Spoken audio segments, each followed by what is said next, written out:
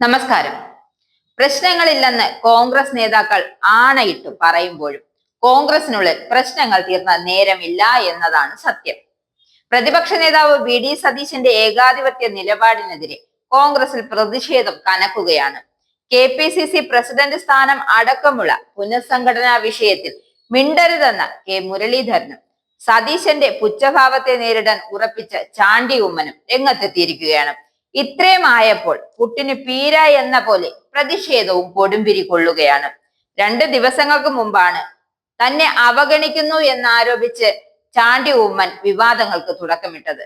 പിന്നാലെയാണ് അത് തീരുകയായിരുന്നു. അതായത് പാലക്കാട് ചുമതല നൽകാത്തതിന്റെ വിഷമം മാത്രമാണ് പറഞ്ഞതെന്നും പ്രതിപക്ഷ നേതാവിനെതിരെ അല്ലെന്നുമായിരുന്നു ചാണ്ടി ഉമ്മന്റെ തിരുത്ത്. നേരത്തെ പറഞ്ഞത് അങ്ങനെ ആയിരുന്നില്ല. സംസ്ഥാന നേതൃത്വത്തിന്റെ നടപടിയിൽ അതൃപ്തി പരസ്യമാക്കിക്കൊണ്ടാണ് ചാണ്ടി ഉമ്മൻ എം.എൽ.എ രംഗത്തെത്തിയിരുന്നത്. പാലക്കാട് ഉപതെരഞ്ഞെടുപ്പിൽ തനിക്കൊഴിച്ച് ബാക്കി എല്ലാവർക്കും ചുമതല നൽകിയെന്നും അന്ന് പറയേണ്ട എന്ന് കരുതി മിണ്ടാതിരുന്നതെന്നാണ് പ്രതികരിച്ചത്.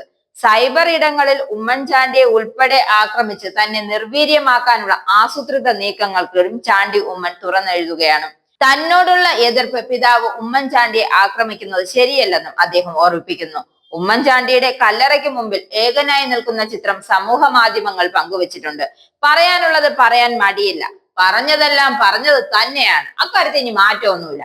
പാലക്കാട് തന്നെ അവഗണിച്ചുവെന്നും അദ്ദേഹം ആവർത്തിച്ച് വ്യക്തമാക്കുന്നു. കെ സുധാകരനെ മാറ്റാനുള്ള ചിലരുടെ നീക്കത്തെ വിമർശിച്ച കെ മുരളീധരനും വീണ്ടും രംഗത്തെത്തി. പ്രായമായെന്ന് കരുതി ആരും മാതാപിതാക്കളെ മാറ്റില്ലല്ലോ എന്നാണ് അദ്ദേഹം ചോദിച്ചത്. പുനഃസംഘടനയുമായി ബന്ധപ്പെട്ട് ചർച്ചയൊന്നും നടക്കില്ല. അങ്ങനെ ഒരു ചർച്ച നടക്കുകയാണെങ്കിൽ ഞങ്ങളൊക്കെ അറിയുമല്ലോ. ശരിയാ, ഈ പറയുന്ന വ്യക്തി പാർട്ടിയിൽ നടക്കുന്ന കാര്യങ്ങളെല്ലാം പുറത്ത് മാധ്യമങ്ങളിൽ നിന്നാണ് അറിയുന്നത്. ആ വ്യക്തിയാണ് പറയുന്നത് ചർച്ച നടക്കുന്നത് ഞങ്ങളൊക്കെ അറിയുമെന്ന്. ചർച്ചയുടെ കഥകളൊക്കെ ആരാണ് ഉണ്ടാക്കിയതെന്ന് അറിയില്ലെന്ന്. കഷ്ടം തന്നെയാണ്. ഇത് അനാവശ്യമായ ചർച്ചയാണെന്ന്, എന്ത് അനാവശ്യമാണെന്ന് മനസ്സിലാവുന്നില്ല. പുള്ളിക്ക് പാർട്ടിക്കുള്ളിൽ നടക്കുന്ന കാര്യങ്ങളും അറിയത്തില്ല, എന്നാൽ നടക്കുന്നതെല്ലാം അനാവശ്യമാണെന്നും.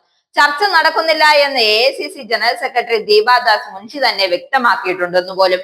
പുനഃസംഘടന ചർച്ച വേണ്ട എന്ന നിർദ്ദേശം തള്ളിയാണ് പല നേതാക്കളും രംഗത്ത് വന്നിട്ടുള്ളത്. ഇനി എന്താണ് ഈ മുങ്ങിക്കൊണ്ടിരിക്കുന്ന കോൺഗ്രസ് എന്ന കപ്പൽ താനങ്ങ് പോകുന്ന കാര്യത്തിൽ സംശയമൊന്നുമില്ല.